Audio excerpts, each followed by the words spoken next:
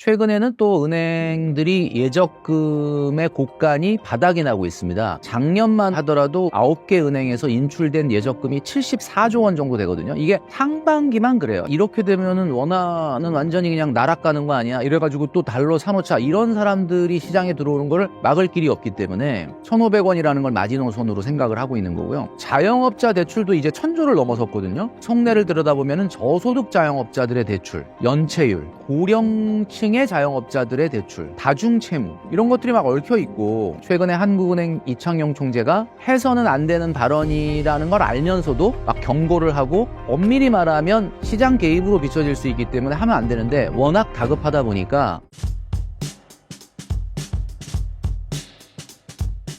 최근 한국은행이 긴급 여신 지원 체계를 구축했는데 가장 경계하고 있는 리스크는 무엇이라고 보시나요? 네, 긴급 여신 지원 체계라는 걸 발표했는데, 사실 이게 여러 뉴스에 좀 파묻혀서 뭐 크게 부각은 안 됐던 것 같습니다. 이제 이게 조금 최근에 이제 원달러 환율의 문제도 있고, 그리고 여러 가지로는 또 뭐 이러다가 정말 IMF 오는 거 아니냐, 이런 걱정들이 많은데, 마침 이럴 때 긴급 여신 지원 체계 2026년 1월 2일부터 시작이 된다라고 발표했는데, 내용이 뭐냐? 긴급 여신이라는 게 뭐냐면, 뭐 우리가 보통 금융기관이 돈을 받는 걸 수신이라고 하고 돈을 빌려주는 걸 여신이라고 하거든요. 한국은행도 어쨌든 은행이니까 기타 금융기관들에게 긴급하게 어떤 상황이 생겼을 때 여신, 그러니까 돈을 빌려줄 수 있는 체계를 구축하겠다라는 건데요. 그 내용을 보면 금융의 디지털 전환 가속화 등에 따른 유동성 리스크 확대 가능성. 유동성 리스크라는 건 이런 겁니다. 금융기관도 본인들의 돈을 가지고 사실 장사를 하는 건 아니고, 예적금을 맡긴 분들, 일반 고객분들의 돈을 받아서 또는 누군가에게 돈을 빌려서 소위 말하는 돈 장사를 하는 거거든요. 그런데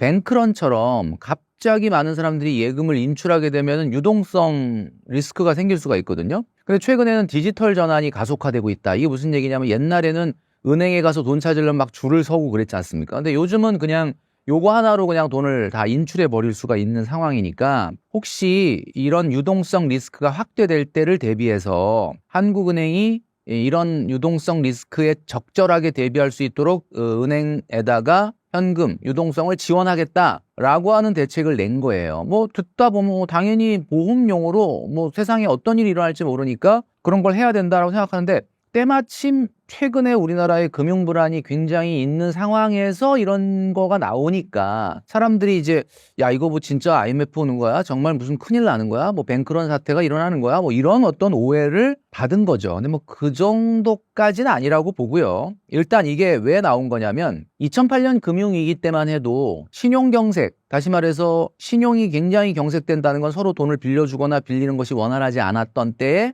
이때도 뱅크런은 없었습니다. 그런데 2023년도에 여러분 아시겠지만 미국의 실리콘밸리 은행이 파산했죠. 이 실리콘밸리 은행이 열흘 만에 예금의 90% 이상이 인출이 됐습니다. 이게 어떻게 가능하지? 이게 이제 디지털 금융이 가속화된 시점에서는 이럴 수 있다. 그러니까 최근에는 또 은행들이 예적금의 곡간이 바닥이 나고 있습니다. 작년만 하더라도 우리 시중은행 9개 은행에서 인출된 예적금이 74조 원 정도 되거든요. 이게 상반기만 그래요. 상반기만. 왜 그러느냐? 그 돈을 빼서 어디로 갔느냐? 다 투자하러 갔거든요. 그 74조라고 하는 돈이 뭐 100%는 아니겠지만 상당수가 돈이 나와서 이걸 외환시장에서 달러로 바꿔서 해외 투자로 가고, 그러다 보니까 은행들이 유동성의 위험까지는 아닐 수도 있지만 유동성이 급격히 줄어들고, 그러니까 은행들이 돈이 부족하니까 금융시장에서 채권을 발행을 하죠. 채권을 발행을 하니까 자꾸 채권 시장의 금리는 올라가고, 뭐 이런 현상들이 지금 발생을 하고 있는 겁니다. 그래서 우려할 만한 상황은 아니라고는 생각은 되는데, 마침 이렇게 금융불안이 가중될 때 한국은행이 이런 조치를 취했기 때문에 조금 어떻게 보면 오해를 살 수 있는 부분이 있다라는 생각이 듭니다. 과거 금융위기와 비교했을 때 지금 금융 시스템에서 가장 달라진 점은 뭐라고 보시나요? 사실 많은 분들이 IMF 또 오는 거 아니야? 이런 얘기를 하는데, IMF는 우리가 겪었던 어떻게 보면 경제 위기 중에 가장 인상적으로 머릿속에 남아 계시는 분이 많아요. 왜냐하면 그때 기업들이 무너지고 직장을 잃고 이런 일들이 굉장히 많았기 때문에. 근데 그때 우리가 겪었던 위험이 바로 달러 유동성 위기였습니다. 다시 말해서 현금이 필요한데 현금을 구하기가 어려운 거야. 어떤 현금? 달러 구하기가 어려워서 1,000원 주던 걸 1,500원, 1,500원 주던 걸 2,000원까지 줘가면서 달러를 구했던 거죠. 이 달러 유동성 위기는 당시에 우리나라가 97년도 당시에 외환 보유고가 한 500억 달러 정도밖에 안 됐습니다. 근데 지금은 여러분도 아시겠지만은 4,280억 달러 정도 되거든요. 그래서 이제 그때하고는 좀 체력이 다르죠. 그리고 그 당시에도 물론 우리나라가 뭐 수출 주도의 경제였지만 지금은 여러분 아시겠지만 작년에 7천억 불 이상의 어떻게 보면 달러가 수출을 통해서 들어오고, 그러니까 지금은 사실 그 달러를 우리가 벌어들이는 체력 자체가 그때하고는 뭐 급이 다르다. 그렇기 때문에 IMF가 오진 않을 거다라는 이야기가 있는데, 사실 IMF가 그렇게 급격하게는 안 오지만 최근에 이제 여러분도 그 여러 영상이나 유튜브나 방송에서 보셨겠지만 이 1,500원이라고 하는 기준선을 놓고 굉장히 공방이 많잖아요. 이게 왜 그러냐면 1,500원이 넘으면 일단 심리적인 지지선이 무너지기 때문에 자포자기를 합니다. 1,500원이 넘어가면 아 이제 끝났다. 그러면 달러랑 전혀 관계없는 사람도 달러를 사려고 시장에 들어올 수도 있어요. 왜냐면 뭐 나는 달러 필요 없는데 하다가 1,500원 뉴스가 딱 나오면 야 이제는 이거 안 되겠다. 나도 좀 달러를 사야 되겠다. 이런 사람들이 들어오게 되면 걷잡을 수 없는 상황이기 때문에 그걸 심리적 지지선으로 보고 있는 거거든요. 그래서 물론 97년도 같은 상황에 IMF는 안 오겠지만 만약에 1,500원이 뚫리거나 이렇게 됐을 때는 우리가 그 수출업체 말고 수입업체들이라는 게 있잖아요. 수입업체는 뭐예요? 외국에서 물건을 사와서 우리나라에서 어떤 가공을 하더라도 파는 분들이 수입업자인데, 수입업자들 요즘 어떨까요? 원달러 환율 올라가니까 수입해오던 물건들이 굉장히 비싸지죠. 물론 가격을 올리면 되지만 사실 가격을 올린다는 건 상당히 쉽지 않고 수입업자들의 마진이 줄어들 수밖에 없습니다. 자, 그럼 그런 분들은 수입을 하기 위해서는 달러를 항상 갖고 있어야 되잖아요. 그럼 이제 자꾸 원달러 환율이 불안해진다 그러면 어떻게 달러를 더 갖고 싶겠습니까? 덜 갖고 싶? 당연히 더 갖고 싶겠죠. 야, 미리 좀 사놔야 되는 거 아니야? 이런 사람들까지, 자, 달러랑 전혀 관계없는 사람도 달러 시장에 들어오고, 수입업자도 야, 미리 좀 달러 좀 더 올라간대. 좀 사놓자. 거기다가 이렇게 되면은 원화는 완전히 그냥 날아가는 거 아니야? 이래가지고 또 달러 사놓자. 이런 사람들이 시장에 들어오는 거를 막을 길이 없기 때문에 1,500원이라는 걸 마지노선으로 생각을 하고 있는 거고요. 그러나 과거에 비해서는 우리나라의 달러를 벌어들이는 체력 자체가 급이 다르기 때문에 아주 급격한 위험은 없겠지만 그래도 안심할 수준은 아니다. 최근에 한국은행 이창용 총재가 해서는 안 되는 발언이라는 걸 알면서도 막 경고를 하고 국민연금에 대해서 좀 투자 좀 자제하라고, 이런 얘기는 사실은 엄밀히 말하면 시장 개입으로 비춰질 수 있기 때문에 하면 안 되는데 워낙 다급하다 보니까 그런 이야기들을 좀 하고 있는 게 아닌가라는 생각을 합니다. 요즘 시장을 보면 당장 문제는 없어 보이지만 불안하다는 말이 많습니다. 이런 불안감은 어디서 나온다고 보시나요? 이런 불안감이 해소가 되려면 일단 1,400원대 초반 이하로 확실하게 안정되는 모습을 보여줘야 사람들이 달러에 대한 관심이 없어질 가능성이 있습니다. 그러니까 일단 기본적으로 지금 한국은행 총재인 이창용 총재께서 정확하게 지목을 하고 있는 게, 지금 최근에 이 고환율 문제는 국민연금의 해외 투자와 관련이 있다라고 지목을 하셨어요. 그래서 국민연금이라고 하는 엄청난 이 덩치의 이 기금이 사실 해외 투자를 많이 합니다. 그래서 이제 경고를 날린 그 주요 내용이 뭐냐. 올해 신년사에서 1,400원대의 환율일 때와 1,400원 중후반일 때의 투자는 달라야 되는 거 아니냐. 1,400원대 투자하는 거는 좀 그렇다 치고 1,450원, 60원 이렇게 가는데 이걸 굳이 그렇게 공격적으로 할 이유가 있냐. 이제 그런 이야기들을 좀 하신 거고요. 그래서 정부가 이제 얼마 전에 집 나간 달러를 좀 집으로 들어오게 하기 위해서 해외에 투자되고 있는 투자자들을 대상으로 RIA라고 하는 계좌를 얘기했죠. RIA 계좌라는 게 리쇼어링인데, 리쇼어링이라는 게 이제 집 나간 달러라는 게 해외에 22년, 23년, 24년, 25년에 이어서 굉장히 많은 돈이 나가 있는데, 그동안에 사실 미국 주식이 많이 올랐기 때문에 수익이 꽤 났거든요. 이 수익에 대해서 어쨌든 양도소득세 22%를 물어야 되는데, 올해 돌아오면은 양도소득세를 100% 또는 80% 또는 50% 감면해 주겠다. 그 인당 5천만 원까지니까 5천만 원 수익이 난 사람은 지금 만약에 그 미국 주식을 팔고 들어오면은 22% 거의 5분의 1 정도를 세금으로 내야 되는데, 지금 올해 돌아와서 달러를 매도하고 원화로 바꿔서 이거를 국내 주식 1년간 보유하면 이걸 면제해 주겠다라고 하는 거니까 언뜻 듣기에는 굉장히 그 매력적인 그 포인트가 있는 거죠. 근데 중요한 거는 원달러 환율이 이렇게 사그러들지 않으면 나도 한번 그러면 이번에 미국 주식 팔고 좀 수익을 실현해서 국내 주식 한 1년 갖고 있어서 최대 1,000만 원까지 면세가 되는 이거 한번 혜택을 받아볼까? 라고 생각하다가 또 원달러 이렇게 오르면 그냥 안 되겠다. 그냥 미국에 계속 둬야 되겠다 이런 생각을 하니까 지금 이 효과가 지금 반감이 되고 있는 거고, 작년 말에 원달러 환율이 1428원, 30원 여기까지 안정이 됐다가 좀 눈치 싸움을 하다가 지금은 이제 그 RIA 계좌를 통해서 조금 세금 좀 면제를 받아야지라고 하는 사람들 마음이 싹 식어버린 지금 상황이다라는 거예요. 그래서 너무나 다급한 나머지 한국은행 총재께서도 이 고환율에 대한 경고장을 날린 겁니다. 근데 사실 이 경고장이라는 게 그래요. 고환율의 가장 큰 책임이 어디 있냐라고 봤을 때 대부분의 국민들이 한국은행이 이창용 총재 취임 이래로 적절한 금리 인상을 놓쳐서 미국과의 금리 차이 때문에 원달러 환율이 지금 높아진 거다라고 얘기하다 보니 한국은행 총재가 어떤 얘기를 해도 이 뭐 보도나 영상이나 이런 거 보면 댓글에 좀 악플들이 많이 달립니다. 그래서 아무래도 지금 상황은 좀 다급하니까 어쨌든 빨리 안정이 되도록 좀 노력을 해야 될 상황인 것만은 분명하다라는 생각이 듭니다. 현재 한국 경제에서 겉으로 드러난 지표보다 더 주의 깊게 봐야 할 신호가 있다면 어떤 것들이 있을까요?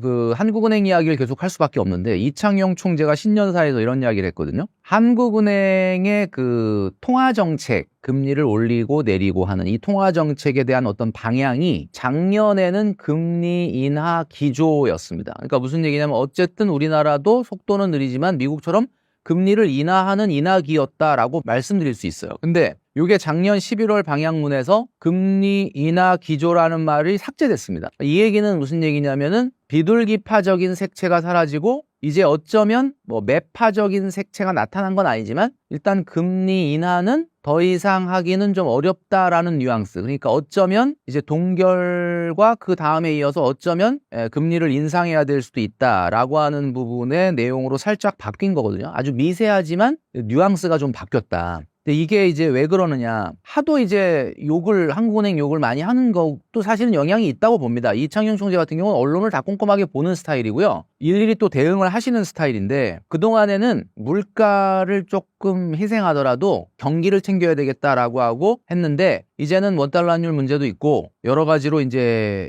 문제가 불거지고 있기 때문에 이제는 경기를 좀 희생하더라도 물가를 잡겠다라는 쪽의 신호로 미세하게 바뀐다. 그러면서 뭐라고 얘기하셨냐면, 올해는 여러 가지 데이터를 면밀히 검토하고 성장과 물가, 금융 안정에 맞춰서 정책을 펼치겠다, 이렇게 얘기했거든요. 근데 이 얘기를 하니까 또 댓글에 아니 그럼 그동안에는 데이터를 면밀히 보고 안 한 거냐 뭐 이런 또 댓글이 많이 달리는데, 그만큼 욕을 좀 많이 먹는 자리긴 해요, 지금 현재 상황으로는. 근데 앞으로는 조금 데이터를 더 신중하게 보면서 금리 인하 여부를 결정을 하겠다, 이런 쪽으로 의미가 바뀌었다라는 걸 보면은 이제는 뭔가 금리의 인상이 어쩌면 머지 않았다라고도 볼 수 있는 거죠. 근데 이제 우리가 이 데이터 말고 조금 더 눈여겨봐야 되는 거는, 그러면 뭐 많은 분들이 그냥 이렇게 그래 우리나라 금리 너무 낮아 미국에 비해서, 그러니까 좀 빨리 올려, 이렇게 얘기하는데 그렇게 단순한 문제가 아닌 게, 지금 금리를 올리게 되면 한국 경제의 뇌관이 세 가지가 있거든요. 이게 뭐냐면 첫 번째는 2025년도 말 기준으로 부동산 PF 대출 잔액이 135조 원 정도 됩니다. 여러분도 아시겠지만 이 PF 대출이라는 것은 어떤 담보를 잡고 대출을 해준 게 아니라 대부분 그냥 사업계획서나 분양계획서나 뭐 이런 종이 보고 그냥 어찌 보면 약간 위험을 감수하더라도 고금리로 돈을 빌려준 거기 때문에 금리가 되게 높거든요. 근데 이게 이제 대출 잔액이 135조인데 지금 여러분도 아시겠지만 우리나라의 부동산 경기는 뭐 일부 지역을 빼놓고는 굉장히 안 좋아요. 미분양도 많고. 그러니까 이 뇌관이 지금 금리를 올렸을 때 어떻게 될 거냐라고 하는 부분. 그다음에 두 번째는 작년 2025년 2분기 말 기준으로 우리나라의 자영업자 대출이 총액이 1,069조 원입니다. 자영업자 대출도 이제 1,000조를 넘어섰거든요. 근데 이 자영업자 대출의 또 문제는 뭐냐면, 속내를 들여다보면 저소득 자영업자들의 대출, 연체율, 거기다가 고령층의 자영업자들의 대출, 거기에다가 다중채무, 이런 것들이 막 얽혀 있고, 이렇게 취약계층 같은 경우는 정부가 정책적인 금융 지원을 했음에도 불구하고 이렇게 지금 전혀 대출이 줄지 않는, 이게 또 하나의 내관이 될 수가 있는데, 여기에 금리 인상 카드가 나오게 되면 이게 직격탄을 맞을 수가 있거든요. 그 다음에 이제 세 번째는 2026년도에 대출 조건이 변경되는 주담대 대출이 한 50조 정도 있다고 합니다. 이게 대출 조건이 변경된다는 게 뭐냐면 정확하게 5년 전, 그러니까 2021년도에 새로 신규 나가게 된 주택담보대출이 한 50조 되는데 이 당시가 여러분 기억나실지 모르겠지만 2021년도면은 코로나 시기거든요. 근데 금리가 그 당시에 0.5%였기 때문에 굉장히 낮았어요. 그래서 집값이 뭐 그냥 하늘 높은 줄 모르고 올라가니까 많은 분들이 지금 아니면 집을 못 사겠다 생각을 해서 싼 이자를 빌려다가 대출을 받은 게 이 신규 대출로 2021년도에 50조가 신규로 발생을 한 거예요. 근데 이게 100%는 아니지만 상당수가 혼합형 고정금리 5년짜리였다라고 합니다. 그러니까 그 당시에 대출이자가 뭐 한 1.5에서 2%로 집을 산 거야. 부담이 없었겠죠. 근데 이제 이게 고정금리가 5년이면 21년도에 5년 더하면 26년이죠. 올해 이제 대출 조건이 바뀌고 이제 금리가 바뀐다. 그러면 이제 하루아침에 2%대 대출이었던 게 5%가 될 수도 있어요. 이자로 한 100만 원 내던 사람이 갑자기 200 몇만 원을 내야 될 수도 있는 상황이다. 근데 이제 그 대출 규모가 아까 얘기한 135조나 1069조에 비해선 적지만 50조 원입니다. 그래서 지금 이 세 가지만 얘기해도 숨이 탁 막히는데 이런 상황 속에서 어쩔 수 없이 우리나라가 원화 가치를 지키기 위해서 금리를 올린다면 그 문제가 좀 심각하지 않겠느냐. 이런 것들이 좀 걱정인 거죠. 신사임당 채널을 지켜보고 응원해주시는 구독자 여러분께 잠시 중요한 말씀을 드리려고 합니다. 신사임당 채널은 대한민국에서 지금 가장 뜨거운 이슈를 다양한 전문가의 의견과 신사임당의 시선으로 분석하여 공감과 정보를 주는 콘텐츠 제공을 목표로 노력해왔습니다. 무엇보다 여러분께서 신뢰할 수 있는 영상을 꾸준히 제공하면서 이 채널을 오래 안정적으로 운영하기 위해 이번에 구독자 참여형 후원 캠페인을 기획하게 되었습니다. 일반적인 협찬이나 광고 구조와는 달리 이 채널의 구독자로서 여러분들께서 역대급 파격 할인 특가로 구성한 후원 구독자 더산삼 패키지를 구매하시면 그 패키지 구매 금액의 30%가 여러분 구독자의 이름으로 이 채널의 후원금으로 지급됩니다. 여러분은 부모님이나 가족의 건강을 위한 제품을 구매하고 그 구매 금액의 일부가 이 채널 운영을 위한 후원금이 되는 구조입니다. 특히 이 패키지는 새해 설 명절, 어버이날, 추석 시즌에 고마운 분들을 위한 선물로 설계되어 그 선택이 여러분들의 건강에도 도움이 되고 신사임당 채널의 지속 운영에도 기여한다면 의미 있는 선택이 될 수 있다고 생각합니다. 신사임당 채널이 오래 이어지길 바라는 분, 부모님 건강 선물을 고민하고 계신 분, 광고보다 후원 구조가 더 낫다고 생각하시는 분이라면 우선 1만 후원 구독자로 여러분들이 자발적으로 참여해 주시면 감사하겠습니다. 오늘 안내드린 캠페인에 대한 자세한 내용은 영상 아래 설명란과 댓글창 상단의 고정 댓글을 참고해 주시기 바랍니다. 1만 후원 구독자 회원 모집 캠페인에 신사임당을 성원하는 구독자 여러분들의 적극적인 참여를 기대합니다. 환율이 이제 1,400원대에 머물러 있는데 심각한 상황인가요? 저는 그 환율 자체는 이제 경제 상황을 대변하는 거기 때문에 이거 환율 자체가 뭐 이렇게 올라가는 것에 대해서는 그것만 보고 심각하다 말할 수는 없어요. 그러니까 우리나라가 제가 80년대에 보면은 뭐 700원에서 800원대였거든요. 환율이 달러당. 그러면은 그때하고 지금하고 비교했을 때 우리가 못 사냐. 그러니까 달러 표기 자산이나 소득으로 봤을 때 우리가 못 사냐면 그건 아니죠. 그러니까 환율은 뭐 그렇게 변동이 여러 가지 상황에 따라 변동이 있을 수 있는 거는 맞죠. 그건 맞는데. 그리고 또 환율이 이렇게 이제 원화가 평가절하되면은 수출에는 도움이 되고 또 관광산업에도 도움이 되죠. 아무래도.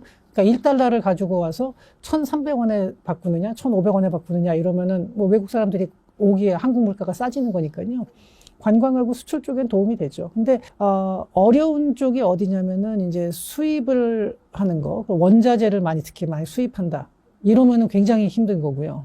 그 다음에 수입 물가가 올라가면 우리가 이제 뭐 먹는 것도 수입을 많이 하잖아요. 그러면은 서민들의 물가가 상승됨으로 인해서 삶의 질이 좀 낮아질 수가 있고 이런 점들이 어려운 거고요. 근데 그거보다 이제 1,400원대에서 더군다나 지금 1,500원을 넘어갈 수도 있다. 내년 한 상반기 지나고 나면 뭐 그렇게 될 가능성도 있다라고 얘기를 하는데 지금 이 문제는 뭐냐면요. 우리나라 통화의 수요 공급에서 원화에 대한 공급량이 너무 많다는 거죠. 수요에 대비. 그러니까 달러가 그만큼 상대적으로 달러에 대한 수요가 높다는 거거든요. 근데 그만큼 이제 돈이 많이 풀려 있다는 얘기고 이러한 부분들은 조금 저는 이제 좋지 않은 신호로 보고요. 그 다음에 원화에 대한 신뢰도가 해외에서 볼 때 약간 이제 떨어지는 걸 수도 있어요. 이렇게 자꾸 공급량이 늘어나다 보면. 그러니까 이런 부분들은 사실 좀 좋지 않은 신호로 해석을 해야죠. 현재 상황에서 재산을 원화로 보유하고 있는 게 위험하지는 않을까요? 그거는 뭐 단정적으로 말씀드리기는 어려운데요. 왜냐하면 뭐 한국 사람이 원화 써야지 뭐 어떻다고 여기서 달러 쓸 수는 없는 건데, 저는 다만 이런 생각은 들어요. 요새는 꼭 원화, 그러니까 좀 자산을 이제 구성을 좀 다양하게 했으면 좋겠어요. 근데 이게 우리나라뿐만이 아니라 전 세계가 보면요, 뭐 부채 비율 뭐 엄청나게 올라가고 있고, 특히 이제 2008년도 금융위기 때 네, 미국 예를 한번 들어볼게요. 미국이 GDP 대비 부채 비율이 1980년대에는 30%대였어요. 그러니까 이제 부채 비율이 제일 높았을 때는 2차 대전 직후예요. 그때가 120%였는데 그 이후에 확 떨어져요. 그때 뭐 2차 대전이야 워낙에 이제 돈을 많이 썼으니까. 근데 가지고 국채를 너무 많이 발행했었죠. 근데 그 이후에 긴축 재정을 하고 세금을 뭐 올린다든지 그리고 지출을 줄인다든지 하면 그때는 그게 됐어요. 그렇게 사람들이 했어요. 그래가지고 쭉 떨어뜨려가지고 20, 30%대를 유지하면서 80년대 초반까지 한 30%로 가다가 이게 2000년에 왔을 때는 60%로 올라가죠. 60% 중후반대로 쭉 가다가 2008년도 금융위기가 터지면서 100%를 넘어서고 그 다음에 코로나 때 120%를 넘었어요. 미국에서. 근데 이게 미국만 그러냐? 전 세계가 비슷한 패턴이에요. 그러니까 유럽에 있는 국가들 보면요. 2008년도에 많이 올라갔고 그 다음에 또 코로나 때 또 많이 올라가고 이런 식의 이제 패턴을 보이고 있거든요. 그런 걸 보면은 현금이라는 것 자체가 우리가 그런 얘기를 하죠. 종이 지폐를 가지고 있으면 이게 지폐 자체에 내재 가치는 없는 거잖아요. 돈이라는 거는. 근데 대신에 이건 정부가 보증을 해주고 중앙은행이 보증을 해주기 때문에 믿는 거예요. 근데 이게 서서히 작아진다는 거예요. 겉보기의 크기는 똑같죠. 하지만 실제로 가질 수 있는 그 신뢰의 가치는 서서히 내려간다는 거죠. 인플레이션 때문에.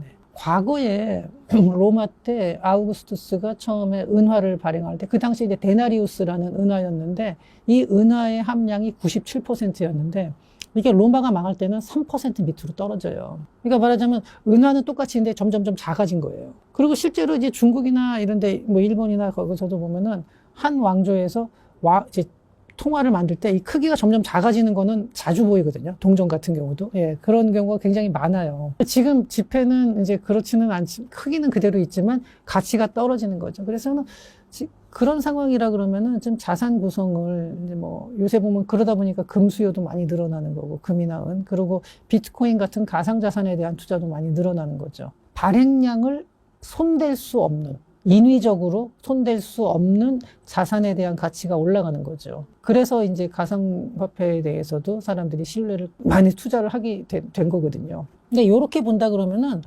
뭐 원화뿐만이 아니더라도 저는 좀 자산을 그래서 좀 다양하게 뭐 주식도 그렇고 뭐 가상화폐도 그렇고 아니면은 뭐 금 같은 현물도 있고 이렇게 조금 이게 그러니까 액수가 크지 않더라도 좀 분산시켜 놓는 게 좋을 것 같고요. 특히 원화 같은 경우는 환율이 더 내려갈 거라고 생각을 한다 그러면은, 그러니까 환율이 내려가는 게 아니라 평가절하될 거라고 생각을 한다 그러면은 그러니까 그냥 은행에 넣는 것의 비중을 좀 줄이고 다른 쪽에 좀 자산 가치가 유지될 수 있는 방안을 한번 생각을 해보시는 게 조금 그러니까 어느 한쪽에 다 집어넣지 말고 좀 다양화시키기를 좀 저는 추천을 드립니다.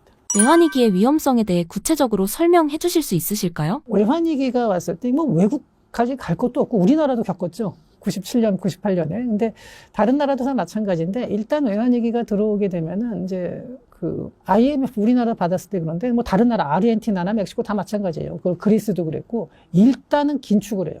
그래서 이제 공공 부분을 갖다가 과감하게 잘라내고 기업에서도 구조조정 엄청나게 하고 그러면서 이제 그게 어쩔 수 없긴 해요. 국가가 파산했으니까 다 같이 힘드는 건 어쩔 수는 없는데 어쨌든 그 고통이 굉장히 심한 거죠. 그래서 그때 우리나라에서도 보면 그 당시에 보면 뭐 가정이 해체되는 경우도 많았고, 네, 뭐 극단적인 선택을 하시는 분들도 많았는데 이거 다른 나라도 마찬가지입니다. 그리스 같은 경우도 그래서 그 구조조정안을 못 받아들여서 막 시위도 하고 했지만 선택의 여지가 없기 때문에 결국은 그렇게 가게 됐고 그 과정에서 중산층이 몰락을 하고 그 다음에 또 하나는 국유 자산의 상당수가 해외로 팔렸습니다. 자산 매각을 많이 했죠. 우리나라에서도 그때 보면은 그러면서 기업에서 외국인들이 그 투자한 지분 비율이 굉장히 높아졌고 정말로 이런 거는 절대 못 건드린 거다 싶은 것들도 외국인들 지분이 자꾸 이제 늘어나게 되고 그랬거든요. 근데 이건 전 세계가 그 외환위기를 겪게 되면 다 나타나는 현상입니다. 근데 그 중에서 우리나라는 그래도 빨리 벗어나고 회복을 했어요. 근데 가장 제가 보기엔 큰 이유가 그때가 중국이 WTO에 가입하면서 급속도로 성장할 때고 그 혜택을 가장 많이 본 나라가 저는 우리나라가 아니었을까 생각을 해요. 그래서 우리나라가 그때 뭐 벤처붐도 있고 하면서 뭐 성장도 많이 하고 또 국민들이 그래도 우리는 그 와중에 흩어지지 않고 잘 뭉쳐가지고 또 잘 이제 극복을 노력을 한 것도 있고 그 다음에 하나는 중국의 부상이 그때 우리한테는 굉장히 큰 도움이 됐었죠. 근데 그런 거는 좀 운도 따른 거고요. 근데 물론 그런 운이 따라도 그 노력을 안 하면 못 잡죠. 근데 우리나라가 그만큼 또 이제 운도 따르고 노력도 많이 했고 이렇게 됐는데 그 외에 다른 나라 멕시코나 아르헨티나 보면은 계속 그 상태에서 또 가고 하면서 회복을 이제 멕시코는 그래도 나중에 납스타 들어오고 해서 좀 나아졌긴 했는데 크게 그 이후에도 고속 성장은 못했죠. 네, 여전히 조금 이제 여러 가지 문제점을 안고 있고요. 그거는 뭐 외환위기하고 관계 없는 얘기일 수도 있지만 참 그렇고 아르헨티나 같은 경우는 아주 그냥 뭐 외환위기를 습관적으로 지금 가고 있는 나라가 됐죠. 그리고 그리스가 그나마 좀 모범적으로 그래도 부채 비율을 많이 줄였어요. 지금 많이 줄인 상태인데 아직도 굉장히 높습니다. 아직도 높지만 그래도 많이 줄이고 작년에도 재정 흑자를 냈거든요. 그리스는. 그러니까 그런 식으로 조금 개선이 돼가는 과정인데 그 내부에서 이제 그리스에서 나오는 얘기를 보면은 그 과정은 상당히 지금도 고통스러운 과정 같아요. 과거에는 어떻게 보면 너무 방만했죠. 공공 부문에서 너무 많이 고용을 해주고 복지도 너무 많았었는데 그런 부분들이 다 잘려나갔어요. 그러니까 상당히 어려움을 겪고는 있지만 그래도 현재 그 과정을 겪으면서 국가 경제는 조금 더 이제 내실을 다져가고 있는 과정입니다. 한국 경제가 위기라는 말은 많은데 얼마나 심각한 수준인가요? 위기라는 거를 어떻게 정의하느냐에 따라서 위기라고 볼 수도 있고 또 그 위기라고 하는 거는 좀 과하지 않냐 이렇게 볼 수도 있다고 생각을 하는데 한 가지 확실한 거는 저성장 기조가 좀 장기화되고 있다는 거는 분명합니다. 그리고 이 와중에 환율도 지금 불안정해서 이제 물가도 자꾸 소비자 물가도 이제 더 올라가는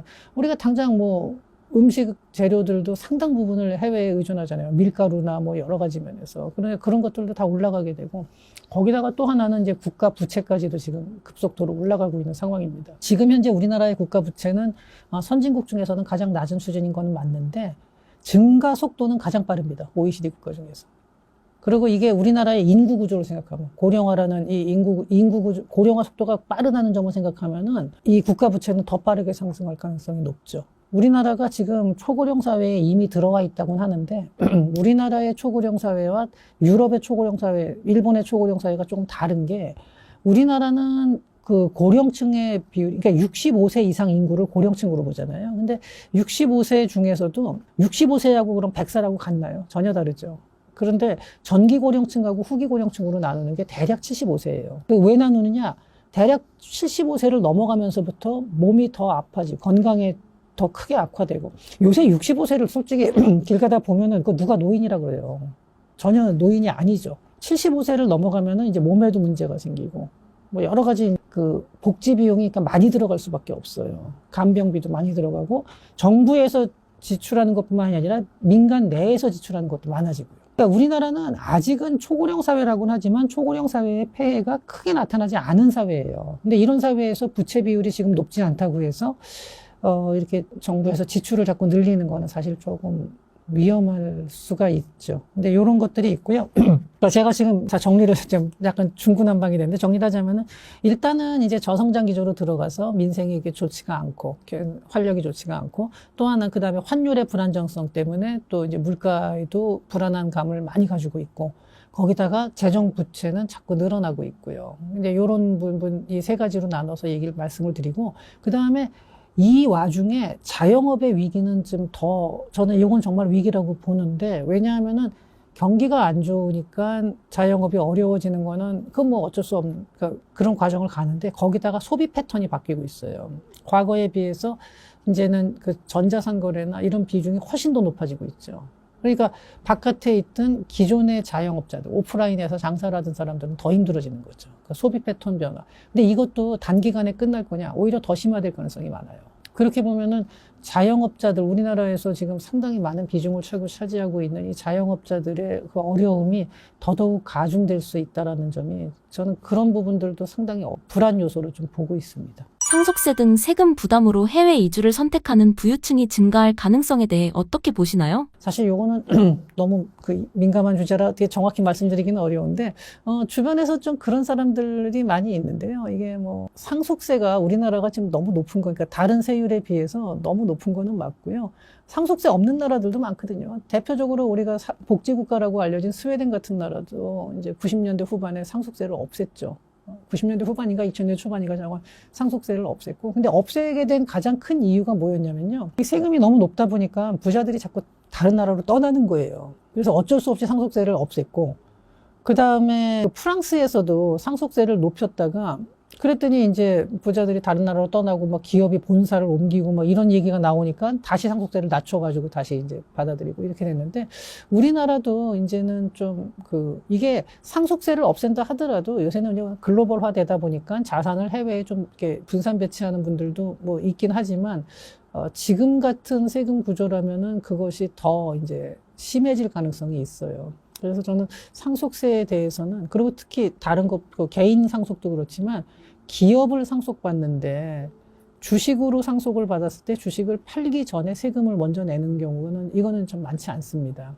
독일 같은 경우도 기업을 상속받으면은요, 7년 동안 그 기업을 유지하면은 세금이 면제되고 그러거든요. 그다음에 미국도 주식을 상속받으면은 받을 때는 세금을 안 내고 나중에 팔 때 내는 거죠. 그리고 그때 가격이 오르면은요, 오른 거는 자기 소득으로 보고 자기가 상속 받을 때에 대해서 세금이 나오고요. 그러니까 이렇게 돼 있는데, 우리나라는 이제 이런 부분들에 대해서는 저는 조금 조정이 필요하지 않을까 싶어요. 그러니까 기업 경영권을 유지하는 거라든지 이런 부분에 있어서도 그렇고요. 내년 경제 상황은 어떻게 전망하시는지, IMF가 올 가능성은 어느 정도 될까요? 저는 제2의 금융위기가 내년에 올 가능성은 사실 거의 없다고 보긴 합니다. 그러니까 경제가 그러니까 기술적 반등으로 인해서 올해보다는 조금 나아질 거라고 보고는 있어요. 그리고 그걸 떠나서, 그러니까 이건 제 얘기가 아니라 지금 국제기구의 전망들이나 뭐 여러 기관들, 금융기관들의 전망치를 보면은 올해보다는 내년이 조금 이제 성장을 더 할 거로 보고는 있는데, 그럼에도 불구하고 여전히 저성장 기조가 유지가 됩니다. 거기다가 근데 이제 외환위기가 올 가능성이 없다라고 생각하는 가장 큰 이유가, 그 당시에 97년도하고 지금하고는 상황이 너무 다른 게, 첫째는 외환 보유고가 지금은 4천억 달러가 넘죠. 근데 97년도에 그때 보면 한창 떨어졌을 때는 30억 달러 밑으로 떨어졌거든요. 그러니까 이게 굉장히 차이가 많이 나고, 그리고 이 차입 구조가, 그러니까 액수보다 더 중요한 건요, 차입 구조예요. 그 당시에 90년대 중후반에 보면은 대학생들 중에 이제 졸업한 다음에 제일 인기 있는 회사가 종금사였어요. 종합금융인데, 이게 뭐냐면 해외에서 단기 차입을 해와요. 근데 금리가 우리나라보다는 해외가 더 싸니까 달러를 단기 차입을 한 다음에 국내에서 그보다 높은 이자로다가 대출을 해주는 거죠. 정말 앉아서 돈 버는 데였고, 그러니까 연봉도 굉장히 높았어요. 지금은 종금사라는 게 다 없어졌죠. 그리고 종금사뿐만이 아니더라도 그 당시에 우리나라에선 단기 차입이 굉장히 많았어요. 근데 그런 상황에서 갑작스럽게 외국에서 달러를 이제 인출을 해가면서 우리나라가 달러 부족 사태가 터지면서, 근데 그렇다고 외환 보유고도 얼마 없는 상태고, 이러다 보니까 이제 국가 부도가 발생을 한 거였고요. 그리고 또 그때는 우리나라가 계속 무역 적자가 상당히 높은 상태였죠. 그런 와중에 달러가 들어올 구멍은 또 없는 거예요. 그랬는데 지금은 무역 흑자가 나고 있는 상황이고, 달러 보유고도 그때보다 훨씬 많고, 지금도 물론 단기 차입이 있지만 그 당시랑 비교해서는 뭐 비교가 안 될 정도로 작은 수준이고요. 그래서 당장 외환위기가 올 가능성은 없는데, 이제 경제가 워낙 어렵고 또 저성장 기조로 자꾸 가다 보니까 이 상태로 뭐 지속이 되다 보면은 정말로 이제 우리나라도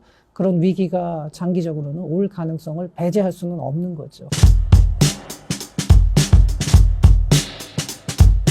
환율이 계속 1,400원대에 머물러 있는데 심각한 상황인가요? 지금 이 그래프가 원 달러 회귀 분석에 대한 그래프입니다. 한번 보시면 원 달러는 현재 84% 확률로 우상향한다, 이렇게 되어 있습니다. 한국의 외환 위기에 가장 좋은 신호가 바로 환율입니다. 우리가 환율에 영향을 주는 것은 수백 가지 요소가 있습니다. 뭐 국가 부채율부터 해서 또 한미 통화 스와프나 한일 통화 스와프, 이렇게 여러 가지 지표가 있고, 또 주가도 마찬가지입니다. 우리가 1997년도 IMF 외환위기 때 1000포인트였던 것이 정확하게 270포인트까지 떨어졌습니다. 그러니까 종합주가지수가 70% 폭락했습니다. 주가는 70% 폭락을 하고, 환율은 1,000원에서부터 2,000원이 됐습니다. 환율은 100% 올랐습니다. 오늘 제가 은행에 갔더니 내가 1달러 살려면 1,501원이다 이렇게 되어 있습니다. 은행 고시율입니다. 한 유로의 기준 가격은 1,480원 정도 됩니다. 그 은행이 한 20원 정도 마진을 남기려고 1,501원을 제가 오랜만에 봤습니다. 깜짝 놀랐습니다. 이렇게 한 유로는 84% 확률로 계속 우상향하고 있습니다. 저는 아마 이런 추세라면 2025년 12월 연말 때 한 1,500원을 넘을 것이다 이렇게 보고 있고 2026년 내년에 1,550원을 넘어서 1,600원까지 갈 것이다 이렇게 보고 있습니다. 이게 국가 GDP 순위인데요. 한번 보시면 미국이 30이고 우리 한국은 13위 정도 됩니다. 2조 달러 정도 됩니다. 원화가 전 세계에서 결제되는 비중은 없습니다. 세계 40위 정도 됩니다. 0.1%입니다. 태국보다 우리 대한민국의 원화가 결제되는 비중이 낮다. 정말 우리나라는 금융이 가장 약합니다. 전 세계 경제에서 한국은 2% 정도 차지하고 있고 주식시장은 1.5%를 차지하고 있습니다.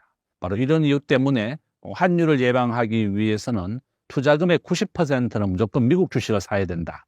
이렇게 제가 얘기하고 있습니다. 자, 이거 외환보유 얘기인데요. 우리나라 외환보유액 현재 4,200억 달러이고 중국이 3조, 일본이 1조, 스위스 1조입니다. 대만은 이렇게 외환보유고를 6천억 달러까지 비축해서 위기에 대비하고 있습니다. 우리 대한민국은 정말 심각합니다. 한국은행 지금 외환보유가 충분하다고 얘기하고 있습니다. 저는 믿지 않습니다. 97년도 IMF 때도 한국의 외환위기 문제없다고 했지만 이틀 뒤에 외환포기 선언했습니다. 바로 이런 이유 때문에 한국은행이 하는 말 절대 믿지 않습니다. 우리 개인들이 본인의 투자금, 여유자금은 꼭 미국의 주식을 사서 달러로 기준되어 있는 자산을 비축해야만 위기에 대비할 수 있다. 저는 그렇게 봅니다. 우리나라 GDP 대비 외환보유액 23%밖에 안 됩니다. 전 세계에서 가장 낮은 수준이다. 정말 너무 창피하고 부끄럽습니다. 대만이 6천억 달러를 비축하고 있습니다. 그러면 국가 GDP의 80%를 비축하고 있는 겁니다. 그러면 왜 이렇게 대만은 국가 GDP의 80%까지 외환보유를 비축하느냐? 대만은 1997년 우리가 한국이 외환위기를 겪을 때도 끄떡없었습니다. 외환보유를 비축하는 것이 환율 급등 급락의 완충 역할을 하는 겁니다. 가장 중요하다 이렇게 볼 수가 있습니다. 저는 한국은행이 그런 역할을 해줘야 되고 정부가 그런 역할을 해줘야 되는데 지금 정부가 그런 역할을 제대로 못하고 있다. 저는 그렇게 봅니다. 한국의 적정 외환보유고입니다. 9,200억 달러가 있어야 된다 이렇게 얘기하고 있습니다. 3개월 정상지급액은 우리나라가 석유를 사올 때 결제되는 금액 1,000억 달러, 그 다음에 유동외채, 단기 채권은 1년 안에 만기가 들어오는 걸 말하는데요. 중기나 장기는 언제 만기가 들어오는지 알 수가 없습니다. 중기 채권은 보통 5년짜리고 장기는 5년 이상입니다. 단기 외채가 한 1,500억 달러 정도 됩니다. 1년 안에 만기가 들어오는 채권, 그래서 우리가 유동외채는 한 3,000억 달러 정도 된다 이렇게 보시면 되겠습니다. 우리나라 현재 주식의 시가총액 3,000조 정도 됩니다. 외국인들이 32%를 가지고 있습니다. 외국인들이 가지고 있는 주식의 3분의 1을 외국인들이 일시에 빼나갈 수 있다 이렇게 가정을 해서 국제결제은행은 외국인 주식 투자금의 3분의 1을 비축하라고 얘기하고 있습니다. 그렇게 계산하면 한국의 적정한 외환보유고는 9,200억 달러다 이렇게 볼 수 있습니다. 그런데 한국은 현재 4,200억 달러입니다. IMF가 한국에 권유한 금액은 7천억 달러입니다. IMF가 권유한 금액만큼 외환보유고를 비축했다가 아르헨티나가 국가부도가 났습니다. 2025년 12월 현재 10개 나라가 외환위기가 났습니다. 외환위기는 절대 남의 나라의 얘기가 아니다. 한국도 언제든지 올 수가 있습니다. 한국의 2025년 기준 국가부채율 순수한 국채만 하고는 52%입니다. 그렇지만 공기업 부채, 군인연금, 공무원연금을 다 포함하면 한국의 국가부채율 오늘 현재 기준으로 130% 정도 됩니다. 그러니까 저는 한국에 언제든지 외환위기가 와도 당연하다. 저는 그렇게 보고 있습니다. 미국이 한미통화사업법 600억 달러를 해주지 않았습니다. 2008년도에 600억 달러 해줬습니다. 2020년 코로나 때 600억 달러 해줬습니다. 지금은 둘 다 없다. 우리나라를 도와줄 우방국이 없습니다. 일본도 없습니다. 일본은 700억 달러가 있었는데요. 지금 100억 달러만 남아 있습니다. 이와 같이 미국과 일본이 한국에 통화 스와프를 해주지 않습니다. 저는 사람들이 나한테 왜 미국이 안 해줬냐고 물어봅니다. 미국은 한국이 자기 말을 잘 듣기를 원합니다. 통화 스와프를 절대 해주지 않는 겁니다. 한국에는 매년 세계 국제평가기관이 방문합니다. 우리가 무디스, S&P, 우리가 주가지수 하는 거 있죠. 스탠다드 앤 푸어스, S&P, 거기가 신용평가를 합니다. 피치사라고 해서 전 세계를 신용등급을 평가합니다. 바로 대한민국의 국가부채율이 높고 통화 스와프가 없고 한국의 무역 의존도 세계에서 두 번째로 높아요. 75%입니다. 수출과 수입으로 먹고 사는 나라인데 환율이 1,500원을 넘어서는 겁니다. 바로 이런 것이 가장 좋은 외환위기의 신호다 이렇게 볼 수가 있습니다. 그러면 개인들은 어떻게 해야 되느냐? 글로벌 주식의 비중을 봐라. 미국이 60, 일본 5, 중국 4입니다. 일본과 중국이 계속 떨어지고 있지만 미국은 증가하고 있습니다. 미국 국민들은 70%가 주식을 투자해서 노후 대비를 합니다. 우리 한국은 부동산으로 연금을 대비합니다. 우리 대한민국은 전 세계 주식 시장의 1.6%밖에 안 된다 이렇게 보시면 되겠습니다. 현재 상황에서 재산을 원화로 보유하고 있는 게 위험하지는 않을까요? 어떤 교수가 자기 월급의 4분의 1을 시가총액 1위 기업에 투자해서 1조를 벌었다는 겁니다. 저는 월급장이가 부자가 되는 법은 주식밖에 없다 이렇게 생각합니다. 물론 부동산이 있습니다. 12월 달에 이 방송을 보고 이번 12월에 서초동에 아파트 당첨되면 당첨과 동시에 30억 남습니다. 분양가는 25억입니다. 대출을 2억밖에 안 해줍니다. 정부는 지금 현재 대출을 안 해주고 집을 못 사게 하는 정책으로 나가고 있습니다. 현금이 20억 있어야지 청약할 수 있다. 대출을 안 해주는 정책으로 집값을 잡으려 하고 있습니다. 미국의 시가총액 10위까지, 한국의 시가총액 10위까지입니다. 엔비디아가 지금 5조 달러, 애플, 마이크로소프트, 밑에 보시면 알파벳 A와 C가 있죠. 이게 바로 구글이라는 회사입니다. 제가 이 그래프를 만든 것보다 최근에 한 10% 정도 빠졌습니다. 저는 엔비디아가 아직은 시가총액 1위입니다. 한 5조 달러가 안 되고 4.5조 달러. 방송의 시차, 또 제가 PPT를 만드는 시차를 본다면 약 10%의 변동은 있을 수 있다. 이렇게 보시면 되겠고. 요점은 미국의 시가총액 1위는 엔비디아고 한국의 시가총액 1위는 삼성전자입니다. 삼성전자는 보시면 600조입니다. 우선주하고 합치면 한 700조 정도 됩니다. 그러니까 엔비디아가 시가총액 7,000조, 삼성전자는 700조, 10배 정도 크다 이렇게 보시면 되겠습니다. 요점은 우리가 환율을 방어하기 가장 좋은 것은 미국의 1등 주식이다. 기업과 개인들 돈은 이런 급등하는 종목에 좀 부담스럽죠. 그러면 S&P 주가지수를 사시면 됩니다. S&P ETF 있습니다. 그러면 최근에 만난 기업인들은 자기 회사 자금은 너무나 소중하기 때문에 절대 손실을 봐서는 안 된다. 그래서 자기는 한 100억 정도를 자기 회사 여윳돈을 가지고 은행에 예금하지 않고 S&P 지수에 넣어놨다고 그러더라고요. S&P 지수는 매년 한 30% 정도 우상향입니다. 무조건 우상향입니다.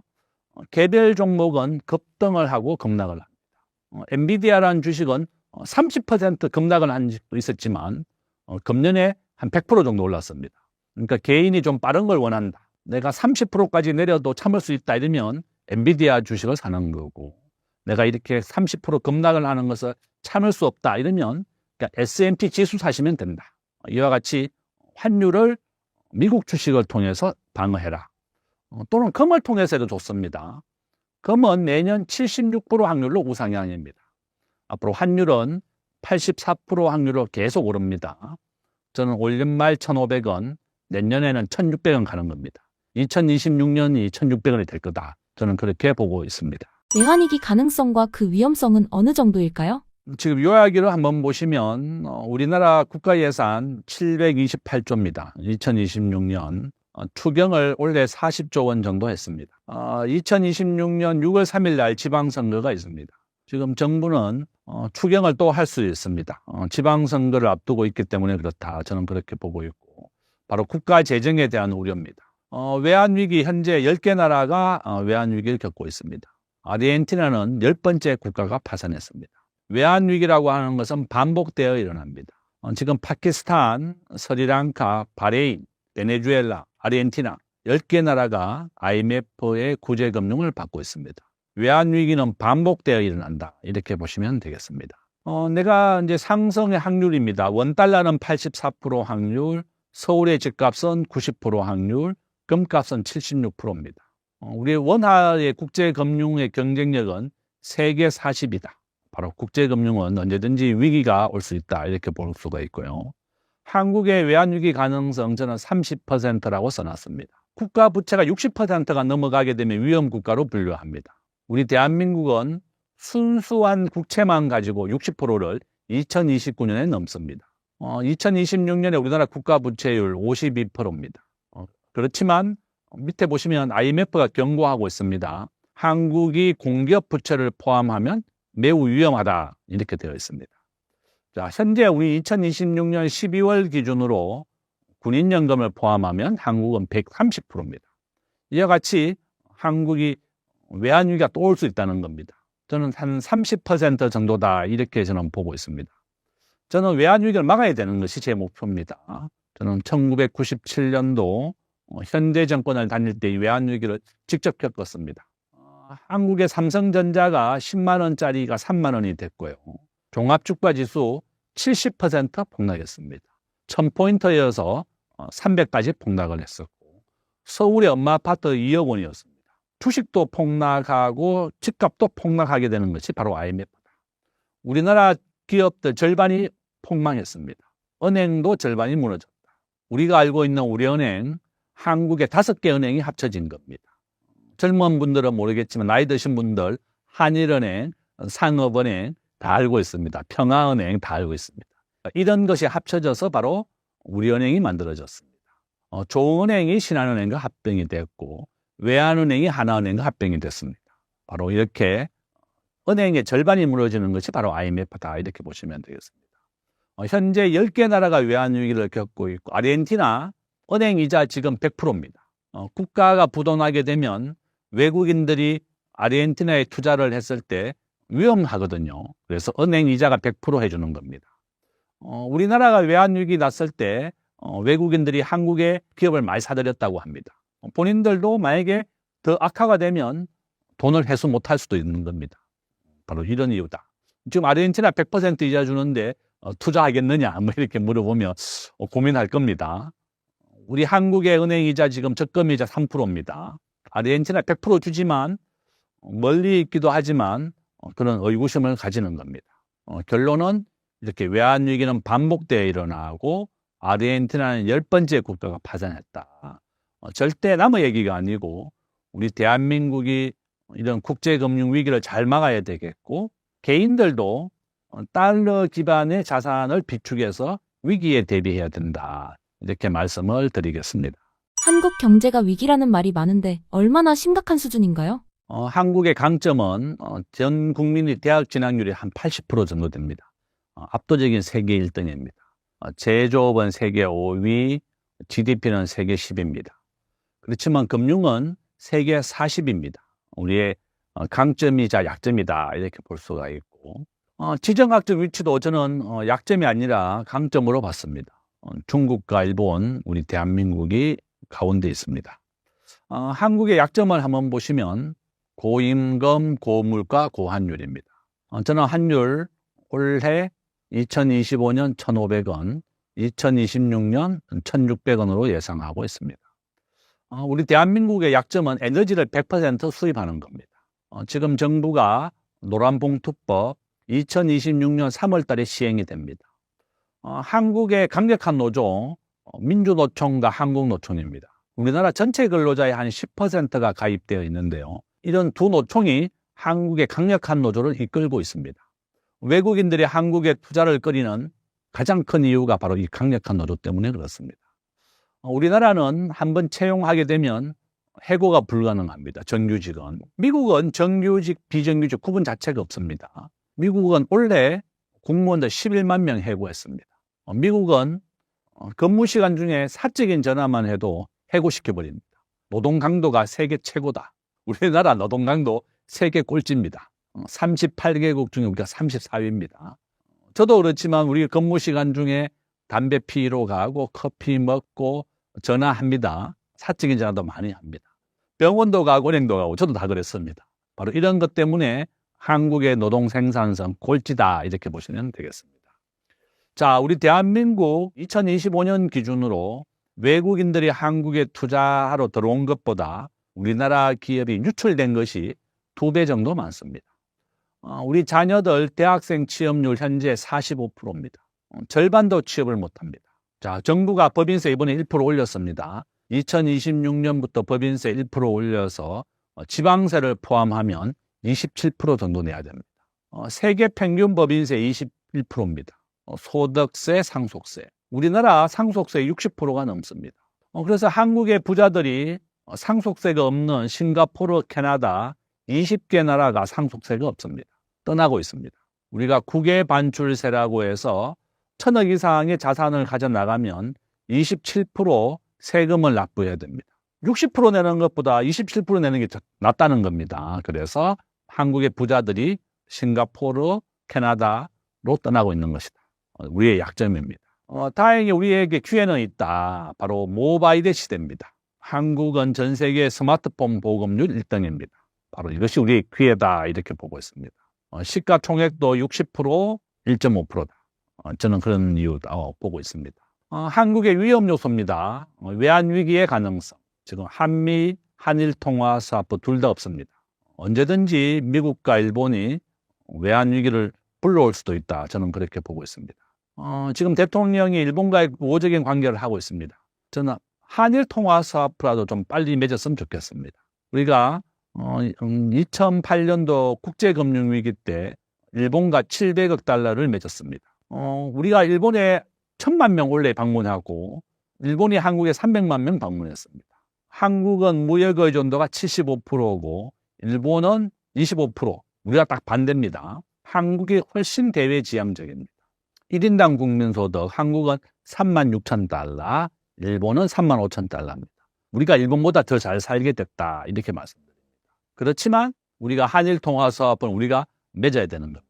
우리가 약자다. 앞에서 보여드린 것처럼 일본은 외환보유고가 1조 3천억 달러 정도 있습니다.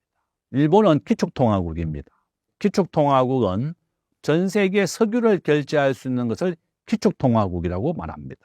달러화, 유로화, 파운드화, 엔화, 위안화 이 5개 나라가 기축통화국입니다. 이 5개 나라는 부도날 일이 없다 이렇게 보시면 되겠습니다. 프랑스 지금 국가부채율 113%인데 공무원들, 일반 시민들 시위하고 있습니다. 복지를 줄이겠다고 했더니 복지를 줄이서는 안 된다 이렇게 시위하는 겁니다. 우리나라 국가 예산의 3분의 1은 복지비로 지출됩니다. 복지를 한번 주면 줄이는 것이 불가능합니다. 바로 그런 이유다. 저는 걱정이 됩니다. 정말 우리의 강점을 살려야 되겠고 우리의 약점, 기업하기 좋은 환경을 만들어주고 정부가 계속 말로만 기업하기 좋은 환경이라고 말합니다. 우리 대한민국 현재 우버가 금지되어 있습니다. 진정한 우버는 자기 집에 자가용을 가지고 택시 영업을 하는 겁니다. 택시 기사가 반대한다고 해서 우버를 금지시켰습니다. 저도 택시를 타면 택시 모시는 분들이 전부 다 50대, 60대, 70대입니다. 오토바이를 탈 수 있는 사람들은 전부 다 배달 종사자로 갔고 오토바이를 몰지 못하는 사람들은 택시를 몰고 있습니다. 바로 이런 이유다. 저는 택시 요금만 2배 가까이 올렸습니다. 저는 한국도 빨리 우버를 허용해야 됩니다. 저는 한국에 우버만 허용하면 집에서 놀고 있는 우리 대학생 자녀들 취업률 45%입니다. 한 30만 개, 50만 개 일자리가 생길 것이라고 봅니다. 전국에 깔려있는 스마트폰으로 우리가 부모님의 자가용을 가지고 택시 영업을 할 수 있는 겁니다. 미국은 불법이 아니면 모든 것을 허용하는 겁니다. 우리 대한민국은 정부가 허락을 해야만 새로운 신산업을 할 수 있는데 이 4차 산업혁명이 기존 산업의 위협이 된다고 해서 다 금지시킵니다. 저는 우리 한국이 지금 퇴보하고 있고 저는 걱정이 많습니다. 1876년 개화기 때 전 세계가 새로운 과학 기술을 받아들여서 개화하고 기술을 받아들이고 과학을 발전시킬 때 우리 대한민국은 쇄국 정치를 했습니다. 우리 나라를 빼앗긴다 이렇게 해서 흥선대원군 시대 시절입니다. 저는 지금 똑같은 상황이 반복되고 있습니다. 한국에 우버가 돌아다니는 것은 기존의 택시에다가 우버 간판을 붙인 겁니다. 호주도 똑같은 반대가 있었는데 호주는 해결을 했습니다. 우버가 벌어들인 돈의 10%가 택시 산업에 기부가 되어서 이런 신산업과 구산업이 함께 발전하는 겁니다. 저는 우리 대한민국이 이런 위기를 극복하는 방법은 이 4차 산업혁명을 규제, 파지티브 제도에서 네거티브 제도, 불법이 아니면 모두 허용하는 것이 바로 네거티브 제도입니다. 바로 미국이 이렇게 하고 있습니다. 저는 정부가 빨리 이렇게 혁신적으로 4차 산업혁명을 도입을 해야만 우리 경제가 발전할 수 있습니다. 저는 정부가 계속 퇴보하고 있다. 외국인들이 들어온 것보다 계속 유출되고 있습니다. 바로 이런 이유 때문에 우리나라에 일자리가 없어지는 겁니다. 한국 경제가 살아나려면 이런 4차 산업혁명을 전격적으로 허용하고 법인세, 세금도 세계 평균 정도로만 해달라. 이렇게 부탁을 드리겠습니다. 세금 부담으로 해외 이주를 선택하는 부유층이 증가할 가능성에 대해 어떻게 보시나요? 지금 매년 수천 명이 해외로 이주하고 있습니다. 바로 싱가포르, 캐나다, 현재 20개 나라에 상속세가 없습니다. 상속세를 60% 내게 되면 중소기업이 운영을 할 수가 없습니다. 그래서 사모펀드, 기업을 팔아서 상속세를 내고 기업은 공중분해가 되거나 또 매각이 되는 겁니다. 바로 이와 같이 우리가 사모펀드들이 MBK 파트너스가 대표적이죠. 이렇게 사들려서 쪼개기를 하거나 기업들을 분할하는 겁니다. 세계 평균의 법인세 21%, 세계 평균은 15%입니다. OECD 국가 기준입니다. 아일랜드가 법인세가 12%, 싱가포르 17%, 트럼프 대통령 21%의 법인세를 15%까지 낮추겠다고 예고했습니다. 트럼프 대통령은 제조업 세계 1위가 되는 것이 목표입니다. 관세를 물지 않으려면 미국에 와서 공장을 지어라. 이게 트럼프의 요구사항입니다. 바로 이런 이유 때문에 삼성전자가 60조를 텍사스에 투자를 해서 2026년에 반도체 공장이 완공이 됩니다. 드디어 삼성이 반도체를 미국에서 생산하기 시작하는 겁니다. 저는 바로 이런 이유다. 현대자동차, 미국의 자동차 판매 2위까지 올라왔습니다. 우리가 미국에 계속 진출하게 되고 미국에 공장을 짓고 미국 사람들의 일자리를 만들어주면 인지도가 올라가서 자동차 판매 2위까지 올라왔습니다. 저는 토요타보다 현대자동차가 1위가 될 거라고 보고 있습니다. 바로 이렇게 한국이 잘하고 있습니다. 정부가, 국회가 법인세를 올린다는 것보다는 정말 기업하기 좋은 나라를 만들어서 전 세계의 기업들이 한국에 와서 공장을 짓게 만들어야 됩니다. 아일랜드는 법인세 50%를 12%까지 낮췄습니다. 즉 1인당 국민소득 12만 달러입니다. 전 세계에서 가장 부자 나라가 됐습니다. 이와 같이 세금을 낮춰서 기업을 불러들여서 일자리를 만드는데 전 세계가 열중하고 있습니다. 싱가포르 법인세 17%입니다. 주식과 관련된 세금이 하나도 없습니다. 정권거래세를 제외하고 모든 세금이 없다. 배당세, 상속세, 소득세 없습니다. 바로 이런 이유 때문에 아시아에 있는 금융본부 본사가 80%가 싱가포르에 가 있습니다. 우리 대한민국은 동북아 금융허브 만들겠다고 말만 하면서 우리가 국민연금 전주에 가 있고요. 사학연금 나주에 가 있고 공무원연금 제주도에 가 있고 정권거래소 부산에 가 있고 대구에 신용보전기금이 있습니다. 모든 금융기관들이 전국으로 흩어버렸습니다.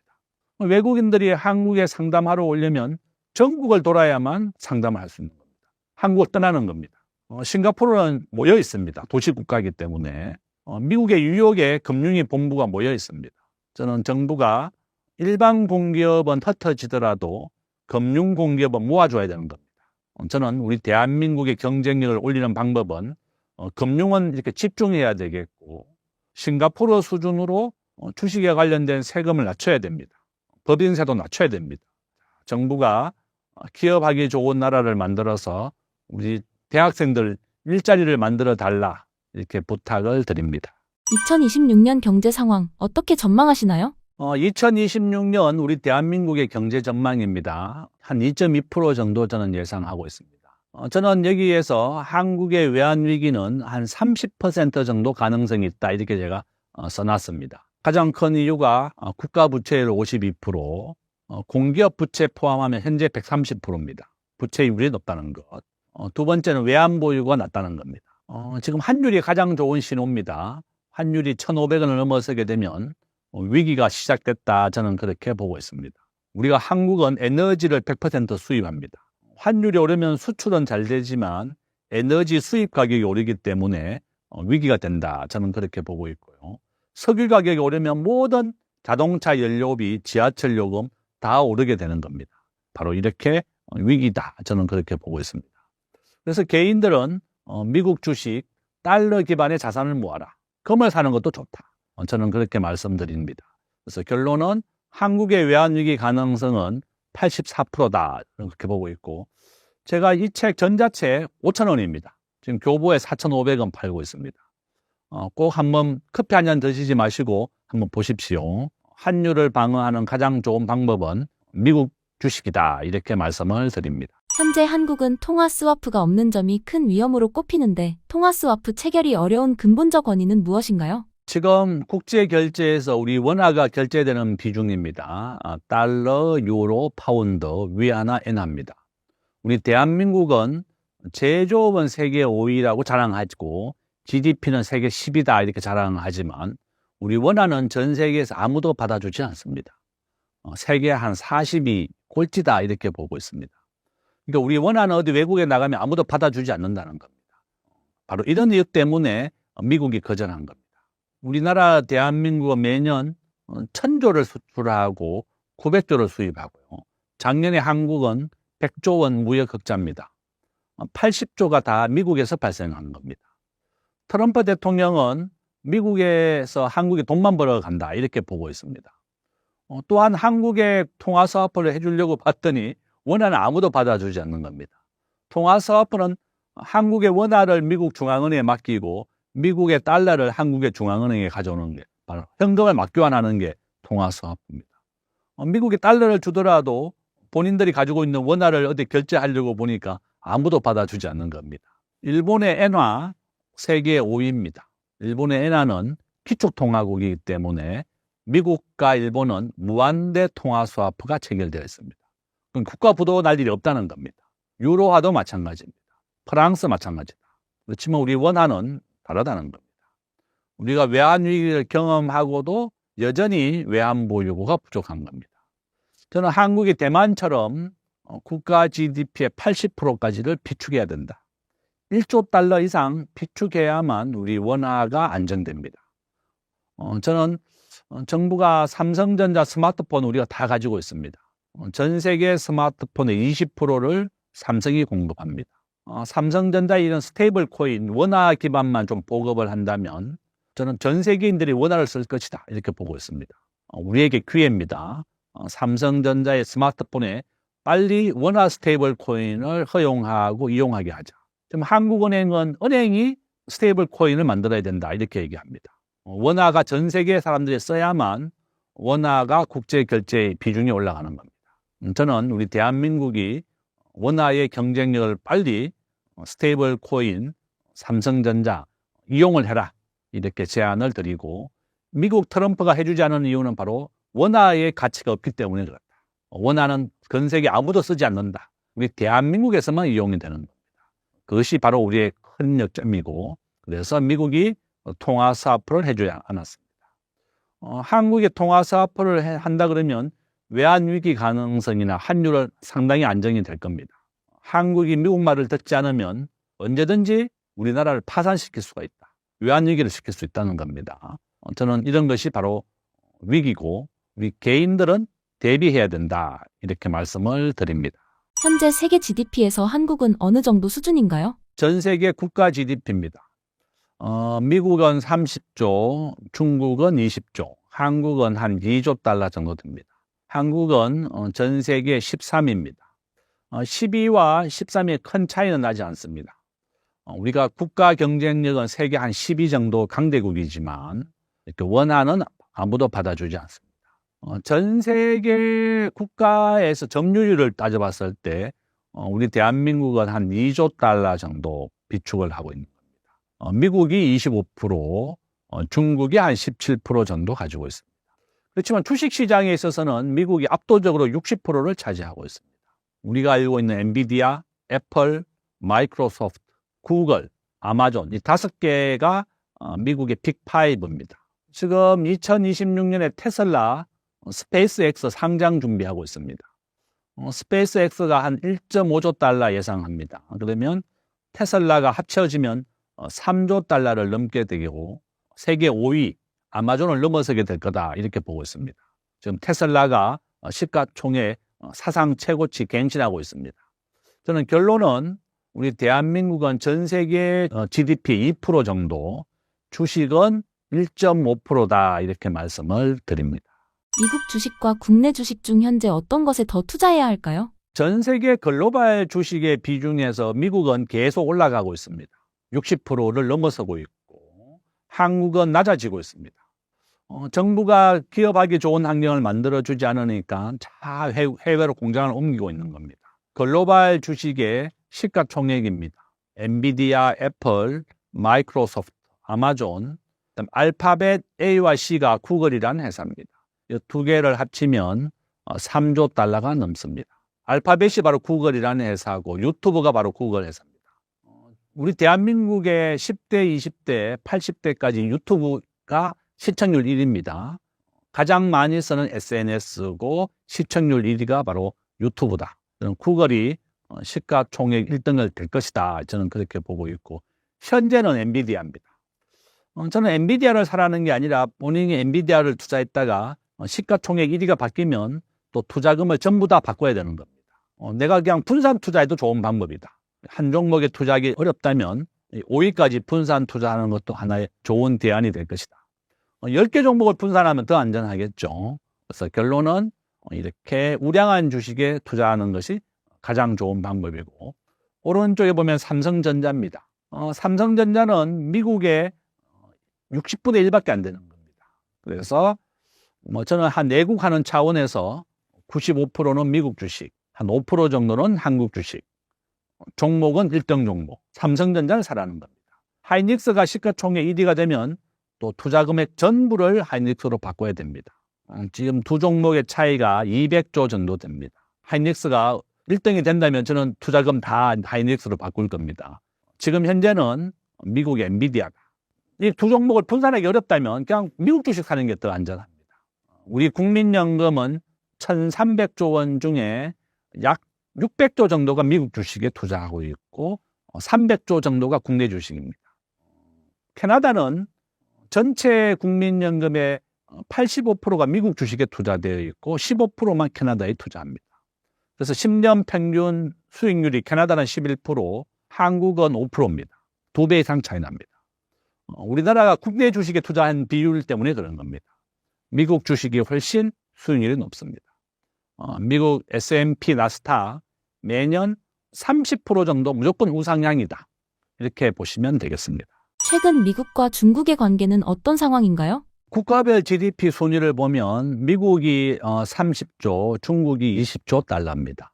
중국의 GDP가 미국의 70%를 따라왔습니다. 그래서 미국이 중국이 더 이상 미국을 따라오지 못하게 하려고 고관세를 부여하는 거고 무역 전쟁을 벌이는 겁니다. 중국은 전 세계 히토류의 90%를 독점 공급합니다. 공해 물질이 워낙 많이 발생하기 때문에 원광석을 미국에서 채굴을 해서 다시 중국에 보내서 가공을 하고 다시 미국에 가져옵니다. 미국에는 이런 히토류의 가공할 공장이 없는 겁니다. 2025년 12월 12일경에 고려아연이 미국에 합작 공장을 짓기로 했습니다. 전 세계 제련 공장 세계 1등이 바로 고려아연입니다. 히토류 공장을 좀 지어달라 이제 고려아연에 부탁을 하게 된 거죠. 바로 이런 이유입니다. 저는 중국과 미국이 합의를 할 수밖에 없는 가장 큰 이유가 바로 히토류였습니다. 중국이 미국에 히토류를 주지 않으면 미국의 인공위성도 못 쏘아 올리고 항공모함도 못 띄웁니다. 그 정도로 중요한 겁니다. 그래서 지금 미국은 호주, 일본, 한국, 미국이 합작을 해서 히토류의 중국에 대한 의존도를 낮추려고 노력을 하고 있습니다. 저는 시간이 좀 걸릴 것이다 이렇게 보고 있고요. 이런 이유 때문에 미국이 중국과 무역 합의를 할 수밖에 없었다. 저는 그렇게 말씀드리고, 트럼프의 이런 고관세 정책 1기 때 한 30% 정도만 시행이 되고 70%는 폐기가 됐습니다. 오늘 이 방송을 보시고 넷플릭스에서 트럼프 미국인의 꿈 꼭 한번 보십시오. 트럼프 대통령은 개인 재산이 10조가 넘습니다. 트럼프 2기 때도 저는 한 30% 정도만 시행이 될 것이다, 이렇게 보고 있습니다. 미국의 물가 인상을 너무나 많이 가져옵니다. 그래서 트럼프 대통령의 이런 미국과 무역에서도 한 30% 정도만 시행이 될 것이다, 이렇게 예측하고 있습니다. 중국이 최근 꺼낸 히토류 관련 핵심 내용과 그 배경은 무엇이라고 보시나요? 중국이 가지고 있는 것은 바로 이렇게 무역 흑자입니다. 중국이 미국에 대해서 무역 흑자를 한 4천조 원 정도 무역 흑자를 받습니다. 중국이 미국의 막대한 무역 흑자만 보고 중국의 물건을 사주지 않았다. 이제 그게 바로 트럼프 대통령의 가장 큰 요구 사항이었죠. 미국의 한 4천조 원 정도 적자입니다. 중국은 미국의 물건만 팔고 미국의 물건을 사가지 않는다. 이제 그게 트럼프 대통령의 가장 큰 불만의 이유였습니다. 그래서 이번에 이제 미국산 콩을 좀 더 사주겠다, 이렇게 이제 합의가 되었고, 또 히토류로 합의를 했습니다. 이렇게 저는 장기적으로 미국과 중국은 이렇게 화해를 할 수밖에 없고, 2026년 4월 트럼프 대통령 미국을 방문합니다.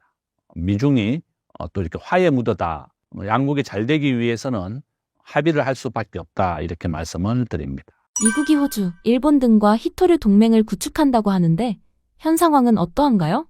지금 현재 미국, 일본, 호주는 히토류 동맹을 맺고 있습니다. 중국에 대해서 히토류에 대한 독점 공급권을 가지고 미국이나 일본을 좌지우지하려 하고 있습니다. 바로 이런 이유 때문에 호주는 원강석이 많이 있습니다. 여기서 가공할 공장이 없을 뿐이죠. 그래서 이렇게 좀 합의를 해서 중국에 대한 의존도를 낮추자. 일부 품목은 90%가 넘게 중국이 독점하고 있습니다. 저는 이런 이유 때문에 트럼프 대통령 4월 달에 중국을 방문합니다. 당장 히토류가 없으면 미국 공장이 멈추기 때문에 그렇다, 이렇게 볼 수가 있고, 바로 중국에 대한 의존도를 낮추기 위해서 미국, 일본, 호주가 협정을 맺고 있다, 이렇게 볼 수 있습니다. 최근 국내 연구진의 비히토류 연구자석, 히토류 재활용 기술 개발 등의 소식이 외교 협상력을 높이는 수단이 될 수도 있을까요? 우리 대한민국은 제조업은 세계 5위입니다. 금융은 세계 40위입니다. 히토류가 안정적으로 공급이 돼야 됩니다. 한국의 일부 품목은 아직도 중국에 95%까지 의존하고 있습니다. 우리가 중국에 딱 발목이 잡혀 있다, 이렇게 볼 수가 있죠. 한국은 바로 다변화, 더 많은 나라에서 히토류를 가져올 수 있게 하고 다원화, 여러 나라에서 이제 창구를 만들어 놔야 된다. 우리가 일본에 대해서나 중국에 대해서 한 개의 품목에 대해서 의존이 50%가 넘어서게 되면 매우 위험합니다. 과거에 일본도 한국에 반도체 재료를 주지 않겠다, 이렇게 얘기했었고, 중국도 중국산 마늘을 먹지 않겠다, 이렇게 했더니 중국이 바로 히토류를 주지 않겠다, 이렇게 얘기해서 정부가 없던 일로 만들었습니다. 그 정도로 중요하다. 한국도 여러 나라에 더 많은 다변화, 다원화를 준비해야 된다, 이렇게 봅니다. 신사임당 시청자분들을 위한 한마디 부탁드립니다. 우리 대한민국에서 부자가 되는 가장 빠른 방법은 청약통장을 활용합니다. 이번 12월 달에도 서초동에 아파트 분양이 있습니다. 청약통장 우리 자녀들에게 꼭 2만 원짜리 하나씩 만들어 주시고, 서초동 물론 이제 현금이 20억 있어야만 청약할 수 있습니다. 당첨과 동시에 30억 남습니다. 가장 빨리 부자가 되는 법은 청약통장의 활용이고 한강 이남이다. 저는 한국의 한강 이남 아파트 90% 확률로 계속 오르고 있습니다. 부동산이 가장 안정적이다, 이렇게 볼 수가 있고, 그 다음에 주식입니다. 1등 주식만 하시면 제일 좋습니다. 한국에 작년에 60개 기업이 부도가 났습니다. 3,000개 중에서 부도가 매년 30개 이상 부도가 납니다. 수익률이 오른다든지 급등한다고 해서 따라가시면 절대 안 된다. 가급적이면 미국의 1등 주식, 한국의 1등 주식을 통해서 부자가 되기를 기원드립니다. 야생사냥 산삼을 과학으로 규격화한 프리미엄 브랜드 더 산삼. HLDM 사포닌 최적화 공법을 적용하여 지난 2012년 첫 출시 이후 누적 판매 600만 병을 돌파한 공전의 히트작 앰플병 한 병당 진세노사이드 RB2, RE, RG3의 함량 14.0mg에는 체내 항상성의 과학이 그대로 담겨 있습니다. 신사임당 채널의 1만 후원 구독자분들께 제공하는 더산삼 1+1 특별 캠페인에 참여해보세요. 생애 전주기 건강의 핵심 축, 항상성의 과학을 경험하실 수 있습니다. 후원 구독자로 참여할 수 있는 캠페인 패키지의 자세한 내용은 댓글창 상단 고정 댓글에서 확인하실 수 있습니다.